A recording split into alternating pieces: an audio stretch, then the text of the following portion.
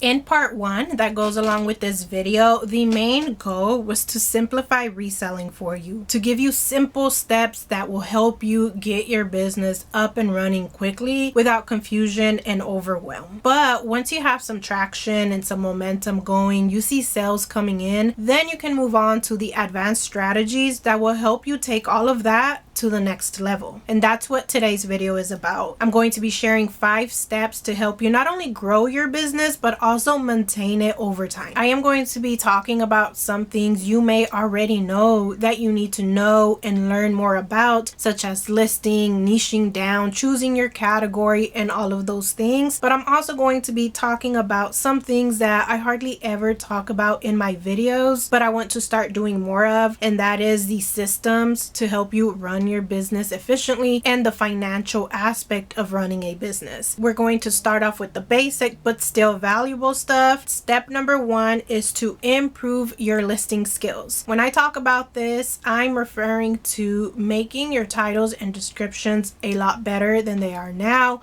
improving the quality of your pictures, but also developing a solid pricing strategy that works for you. If you watched part 1, then you may remember that I advised against getting hung up on the minute details such as all of this that I'm going to be talking about. I've coached several people over the years to help them start reselling online, and this is something that I've noticed a large percentage of new resellers do. They get hung up on the minute details, things that do not matter. At first, your only goal is just to get things up no matter what, because listed items have a much higher chance to sell, even with sucky titles, pictures, and everything else, than if those same items were in a corner somewhere in your room because you're trying to come up with the perfect way to create a listing. But once you do have your foot in the door and things are moving along, then you can start focusing on improving those 3 skills I just mentioned. So let's go ahead and break each one of them down. Starting off with listings and descriptions. There are 2 things you can do to not only make your listings a whole lot better, but also to create them faster. And the first thing is you need to grow your keyword knowledge. Many of you already know what keywords are, why they're important, how they work, and where to find them. And if you don't, you can go watch this video right here next. I explain it in a lot of detail there. I do also have a keyword ebook that lists out 20 of the most popular fashion styles with lots of related keywords for each one, graphics and references all throughout. So go check out those 2 things if you need to learn more about it, because it is super important to help you get your items found and make those sales. And for the fast part of it, when it comes to your titles and descriptions, you can create listing templates. This is going to work especially well for you if you're listing similar stuff all the time. Like me, I list women's shoes 95% of the time. So I created a template for each woman's shoe style that I sell. When I go to create my listing, all I have to do is choose the appropriate pre-made shoe style template, quickly fill in the blanks, and in the end I have a detailed title, description, filled with keywords, done in like 2 minutes. To create your templates, you can use something simple like a Word document, Google Docs, or something like that. You could also use a keyword shortcut software to help you save your templates. I use List Perfectly to create mine, and I do have a video breaking down that whole process. So if you need some ideas on how to create your templates and what to put in them, I'll leave that video linked as well. Moving on to that second skill you need to improve, and that is your pictures. It's okay to start with natural lighting outside or near a window and your phone for pictures. That is good enough. You will make sales with those pictures, but once you do start making money and you see the profit coming in, it's a good idea to take some of that to buy some high quality lights, because it is going to make a huge difference. The customer is going to be able to see your item a lot better. It's going to look more professional, and they're going to feel a lot more confident confident buying from you. The ring lights that I like to use are by a company called Newer. I've been using them for years. I like their lights because they're very sturdy. I have a total of 3 of them. All of them are still in really good condition. They work perfectly. I like that they're adjustable, the height, but also the light as well. And they're a little bit more compact compared to those other bulky umbrella lights. That's why I like those. But there are many different kind on Amazon for many different price points. So I suggest you go there and find what works for your space and your budget. When it comes to pictures, another thing we have to talk about is a background. This is pretty simple, but I feel like a lot of people overcomplicate it. They try to be too fancy and add too much clutter in their background. Less is more when it comes to a lot of things, but especially when it comes to your pictures for your listings. If you visit any of your favorite brands' websites, you'll see that almost all of them take their pictures on a clear, neutral color background, and that is because that's what works the best. Something I've heard for the longest time is that Google likes that. They like white backgrounds or very light colored backgrounds. That's what performs best on their search engine, and most of your listings will pop up on Google no matter where you're listing your item, whether it's eBay, Poshmark, or Depop. So I say stick with that. Use a white or a light colored background. If you don't already have furniture, walls, or a space around you for you to create an all-around clear background for your items, you can use trifold boards to create one. That's what I used to do with my shoe pictures in the past. I showed that in some of my past videos. Now though, I use a desk. It used to be a bright blue color, and I just bought contact paper, which is just like a large sticker, and I covered that blue, and now it's just a very light gray color. I like that because white shoes look better on that light gray color, but you could use white depending on what you're selling. Those are just some ideas, but there are many more out there on YouTube. People get creative with this, and it's just going to depend on what you're selling, what's going to work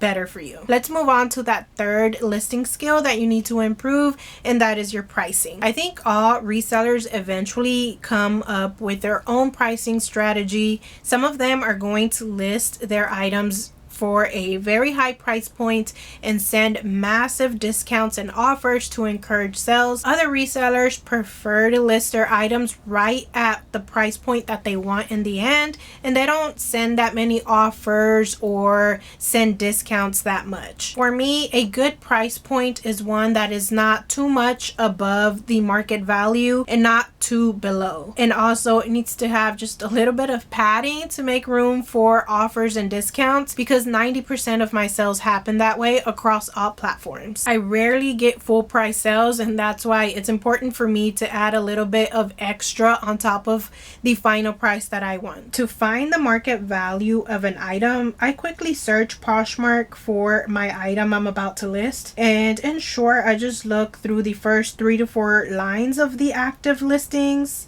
Then I will go to the solds and also look through the first 3 to 4 lines. And with those 2 pages, I just try to come up with an average of the numbers that I see, the listing prices and the sold prices. And I use that as a guide to help me price my item. This right here is the quick method, and it works for me most of the time. But there are times that I need to do more precise pricing research, and that's when I use eBay's research tool. With this tool, you can search for the item, apply all sorts of filters to narrow down your search and get real specific. And then it gives you precise data to help you come up with the best price. And again, I do have a complete tutorial on this tool and a more detailed video on pricing as well. Both of those will be linked below. So that's one part of pricing. The other is price drops. And by this, I mean, how are you going to clearance out old inventory? Where and how are you going to do your price drops? This is something that I don't have down pat myself either. I could be a lot better with my price drops, but what I do is the last Friday of every month, I will go on to all 3 of my stores and I organize my inventory from oldest to newest, and then I will go in and drop my prices by at least 10% of the very old inventory. That works for me because it's very simple to do. I don't forget because I put it in my Google Calendar, and it always triggers lots of sales because any past likers are going to get notified that I have dropped the price of this item. So that was step number 1 of taking your reselling business to the next level. Now let's move on to step number 2, and that is that you're going to have to niche down at least a little bit. When you're barely starting, it's okay to try everything at first. Most of us do start reselling by getting rid of the items we have in our own house or things we get for free. So you are going to be listing all sorts of things at first, and that's okay. I say go try it all. Go try all the sourcing spots like outlets, thrift stores, garage sales,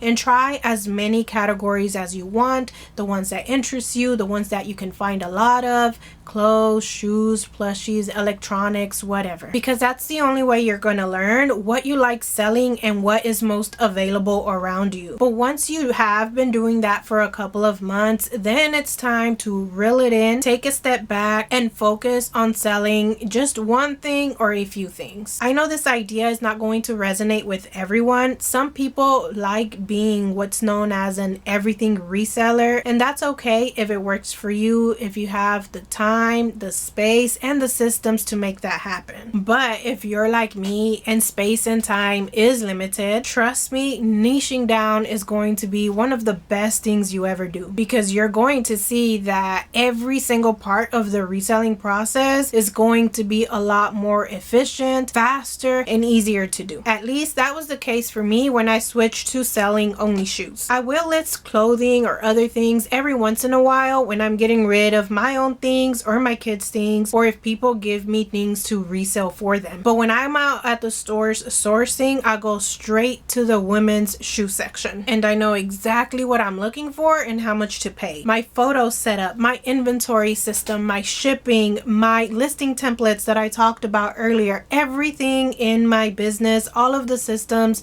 are set up to process and sell one thing, and that is shoes only. There is power in that kind of focus. That's why companies like Cane's, Chick-fil-A, In-N-Out are so successful. They sell just one kind of food and they focus on being the best at just that. And here's a quote that sums up this idea: "The man who chases 2 rabbits catches neither." How niche you want to go is gonna totally depend on you. Usually the more focused the better, but you also don't want to be too focused that you start to really limit yourself. For example, if you were selling only women's jean jackets, that's pretty limiting, and chances are you're not going to find a lot of that to put up new listings every day. I'm going to throw a few examples at you to give you an idea of what niche you could choose. Your reselling niche could be women's clothing overall or just women dresses. I think there's enough variety in the dresses category to make a whole store around just that and have it be successful, because women are always looking for pretty dresses to wear for all sorts of occasions and all year round too. You can focus on selling just women's jeans. There are many resellers who do just that, or you can do just women's tops, or like me, women's shoes. And the same thing will apply with the men's category. You can do anything men's clothing, anything men's shoes,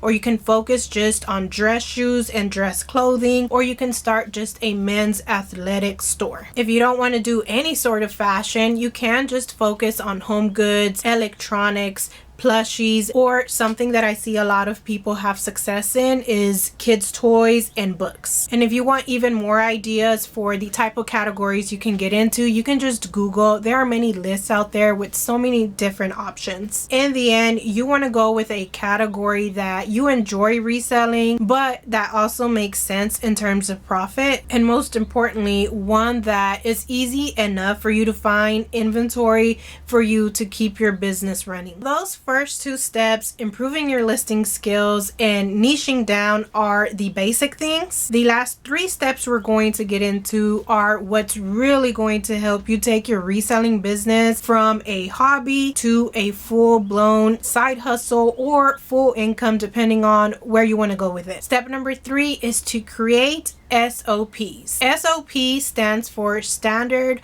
operating procedures. And ChatGPT can explain it better than I can, so let me just read their definition. Standard operating procedures are a set of detailed step-by-step instructions for carrying out routine tasks or operations within an organization or a business in this case. SOPs are designed to ensure consistency, efficiency, and quality, and they also help reduce errors and improve training too. If the plan is to turn reselling into a business for you one day that makes $5,000, $6,000, $7,000 a month in sales, SOPs are going to help you get there faster and with less stress. Because to make more money, you have to invest more money. That usually means you have a lot more product to manage, a lot more customer questions to answer. You're going to have to ship more, list more, and just deal with a lot more tasks overall. If you don't start establishing your systems right now while things are slow, you're not going to have the infrastructure to help you sustain your business when things do start to ramp up for you. And you are going to run into issues like missing items, canceled orders, and very messy business finances, which we're going to talk about in the next step. Aside from less stress and overwhelm, there are two main benefits you're going to get from having well-documented procedures. I'm going to tell you those two benefits, then I'll show you how you can start creating your SOPs, and I'll share some examples of mine. Starting with the benefits. Number one, it's going to save you a lot of time. If you carry out a task based on a SOP you have already written down, then you're going to do that same task the same way every single time. When you do that, you're going to start to build what I call muscle memory. I don't even know if that term applies in this context, but basically when you do the same thing the same way every time, your body just gets used to it, to the point that you can do that task without much effort, without much thinking, on autopilot. And that's what makes things go by a lot faster. The second benefit of keeping tasks the same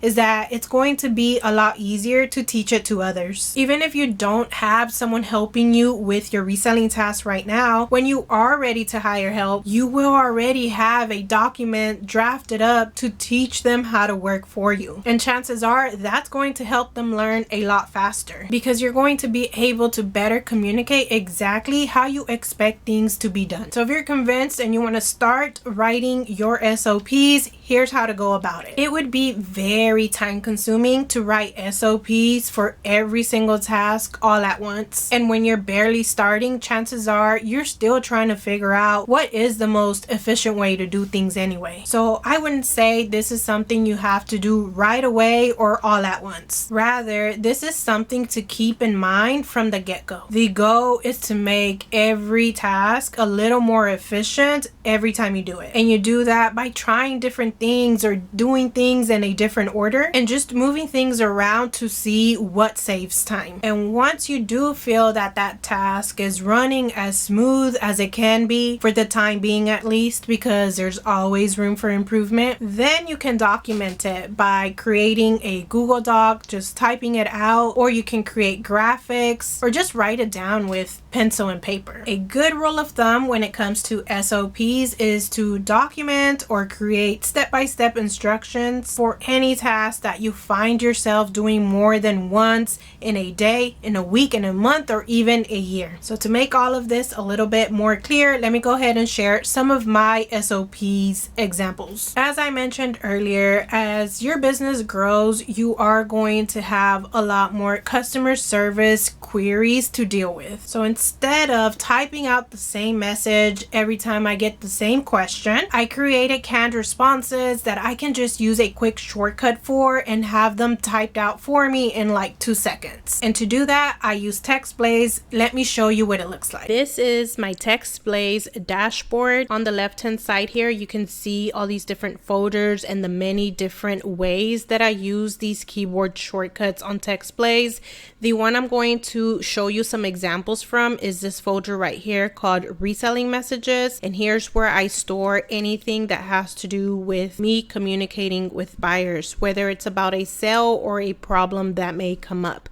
For example, it doesn't happen that often, but sometimes I do double sell an item where it sells on 2 platforms around the same time. When that happens, I have to go in and communicate with one of the buyers to let them know that I need to cancel the order. I'm going to click on it so you can see what it looks like. Here is the label. I gave this shortcut, but the actual shortcut is right here, /cancel. All I have to do is type that in whatever platform I have to cancel the order on, whether it's Poshmark, eBay, or Depop. And once I put in this shortcut, out will come up this whole paragraph right here, just explaining the situation, the item sold previously, and giving them some options too. Do you want to cancel, or you'd like to choose a different pair of similar shoes? So that right there is the SOP for canceling orders. If we double sell, we have to cancel one of them, we have to communicate with the buyer, and we have to give them options. Another quick shortcut I have is about size. People ask me all the time about how shoes fit. Most of the time they're not my size, so I don't know. So this is just a quick way to tell them that right here. All I have to do is type /NS on whatever platform that question came from. Here's another example. This is the SOP I created for pictures. These shots I want every time and in this order. So me, my son, or my daughter, whoever's taking pictures that day, will always follow this chart, and that keeps things consistent and it ensures that we don't forget an important angle. Also, here's a super simple SOP. These are the shipping prices I use for Depop. Depending on the weight of the item, that's how much I charge them for shipping. And this is actually how the picture chart started too. It was just written down with marker on a piece of paper. Eventually I made it better by making these graphics, and eventually I'll probably make the shipping chart better too. So as you can see, SOPs don't have to be complex. Even simple ones can make things a lot more efficient. Let's move on to step number 4. This is an important one that's going to help you maintain and grow your business over time, and that is to track your numbers. There are lots of numbers you can track in your business, but like I've been preaching in today's video and more in part 1, keep things simple at first. The only 2 numbers you need to track for sure are your sales numbers and your expenses. You need to know those 2 numbers at least on the month-by-month basis. The sales numbers are going to help you see whether your business profit is going up, down, or staying steady. And you need to keep track of your expenses, because once you meet a certain threshold when it comes to the gross sales you make on a platform, you are going to have to file taxes on that income. Before I tell you what I do to keep track of those 2 things,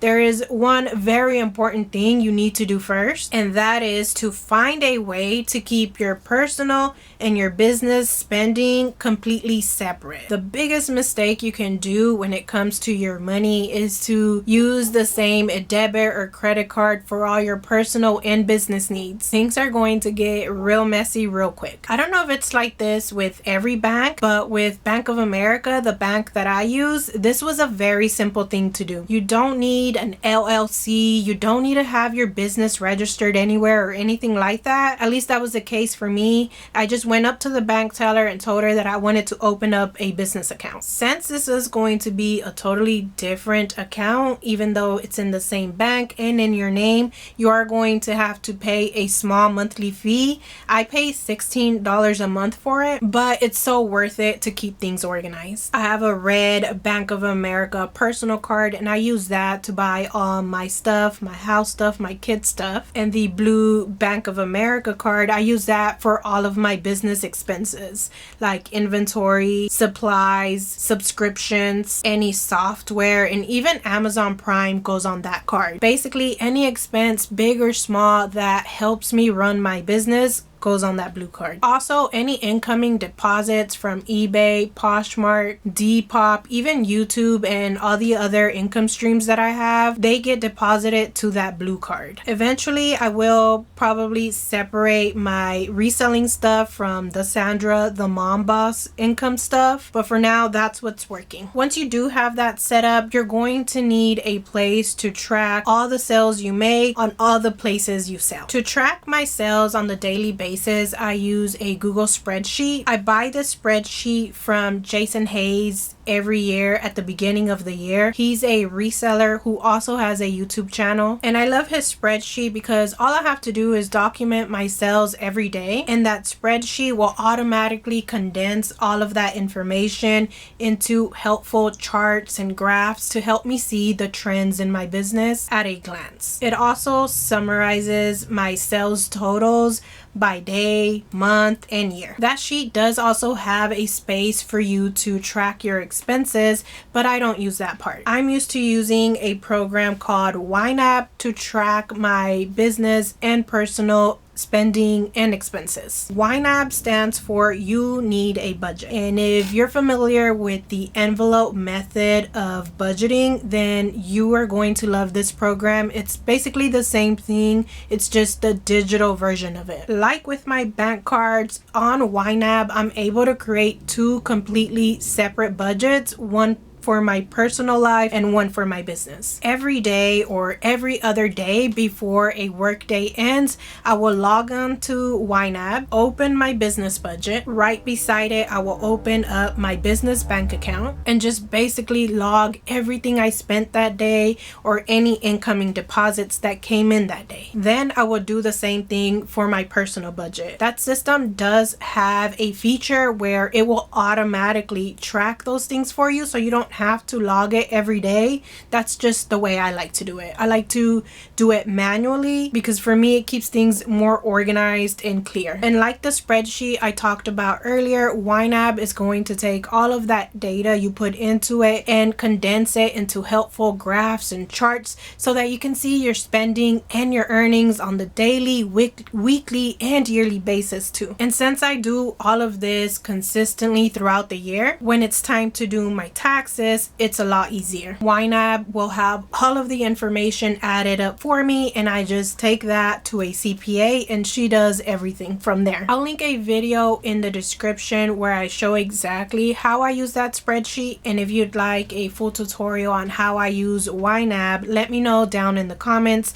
If I get enough requests, then I'll start working on that. For now, let's move on to step number 5, and that is to avoid pivoting too quickly or too much. There are so many ways to make money online and so many ways to do it within each one of those ways. With reselling, for example, there are many business models you can follow. You can do the volume business model where you buy items for very low and sell them for very low, but it still works for you because you sell a lot of them. Or you can do the opposite. Spend a little more on your inventory. You're going to be selling less of it, but it's still going to work for you because the profit is still going to be high and even out in the end. We talked about categories earlier too. You can start a store for women, for men, or just for kids. Your store can be for vintage lovers or high fashion collectors. You can do reselling part-time, full-time as just a little side hustle or your entire income. It's really up to you. I'm telling you all this to say that although there are many different options for you to choose from and many different ways you can run your business, you need to hone in on what works best for you and your lifestyle and stick with it. All this is going to happen naturally over time for you, which is why I didn't want to mention this in part 1. Sometimes you just have to try all the things or many different things to see what suits you best. The main point I'm trying to make here is that while that is happening, while you're uncovering your ideal reselling business and the way you like to do things, make sure you're not jumping on every bandwagon. Avoid jumping from one reselling platform to another. Don't switch your business model every month or switch the way you do things just because you saw an influencer swear by a certain way of doing things or they recommend an app that you need to be using. Doing all of that too often is only going to slow you down. Of course, sometimes you do have to pivot, but try to make those decisions with a clear head. Don't let